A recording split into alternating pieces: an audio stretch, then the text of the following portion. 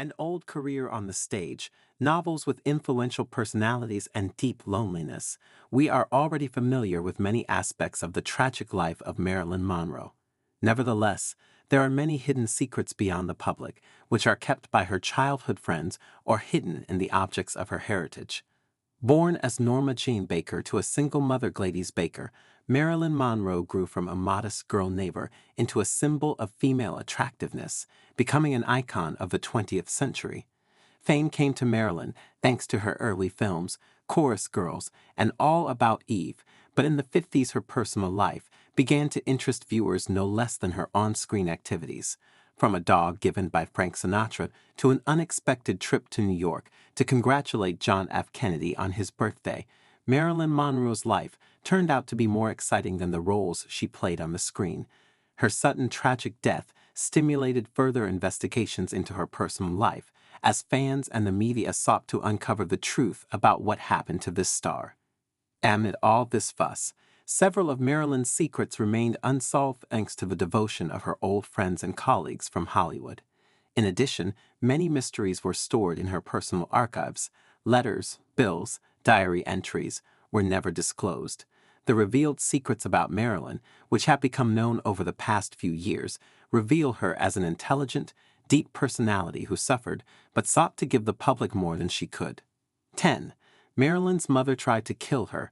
Her first childhood memory is of her mother standing over her crib, with a pillow in her hands, trying to strangle her, although it is unclear what stopped Mrs. Baker and how reliable this memory is.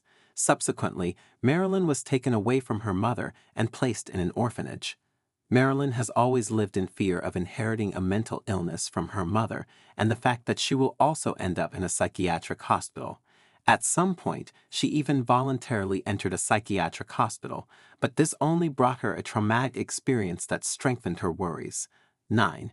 Marilyn was a factory worker. Before becoming a Hollywood icon and facing world fame, Marilyn lived the life of an ordinary girl without luxury and family support. Moving from one orphanage to another, she was expelled from school at the age of 15 and was forced to marry the only one who seemed to be her family, Jimmy Doherty, with the hope of a better future. When Jimmy was sent abroad, Marilyn, to the best of her ability, supported the efforts during the war by working at the factory. Such were the realities, far from dreams of a prosperous family life. However, fate decreed otherwise. It was the work at the plant that became the turning point. The photographer who noticed her took pictures to support morality and then sent her to Hollywood. By the time Jimmy returned, Marilyn was no longer just a wife, but a star with the name Marilyn Monroe. 8. Marilyn had plastic surgery twice. Studio managers sought to ensure that Marilyn remained perceived as a natural and absolutely American beauty, and she successfully maintained this image until 1950. However, around that time, Marilyn decided to undergo 2 cosmetic surgeries to correct her nose and chin. These procedures were performed in order to match a certain look that the studio management created for her, the image of a stupid blonde. Together with bite correction, a professional stylist, and maintaining her appearance, Marilyn, at the time when she starred in the film Niagara in 1953, already corresponded to this image. Cosmetic surgery in those days was not as common practice as it is today, and Marilyn often visited clinics under false names to keep her procedures confidential. Until the end of her life, she suffered from anxiety and low self-esteem, often spent hours alone in the locker room or even missed work, but no longer underwent surgery. 7. Marilyn sewed marbles into her bras. One of the most legendary features of Marilyn Monroe was her curvy figure, and she put a lot of effort into keeping her in great shape, especially her breasts.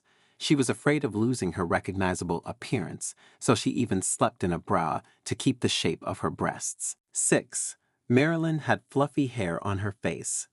Every day Marilyn started with numerous stages of applying creams and powders, specially selected in order to emphasize her appearance on the screen. According to the stories of her colleagues on the set, these cosmetics really achieved the expected effect.